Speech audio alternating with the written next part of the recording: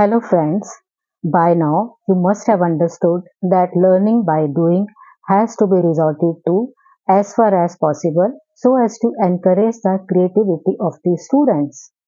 And it's also a scientifically proven fact that if anything is done practically, the images of that particular activity are saved and retained by our brain for a much longer time.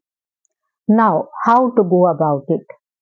It can be done by adding an element of fun to your classroom teaching. I would like to take the word fun as an acronym and would like to decipher and decode in my own way.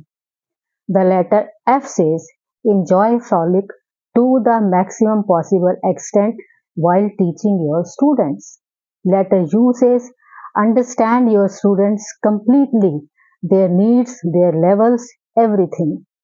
Letter N says don't nag your students for any reason. This element of fun can be added to your classroom teaching further in 5 ways. Number 1, fun seeking. Number 2, fun learning. Number 3, fun teaching. Number 4, fun distributing. And number 5, fun celebrating. So, you have to enjoy yourself, you have to have maximum fun while teaching your students. Only then you can pass it on to your students. So, dear friends, please believe my words.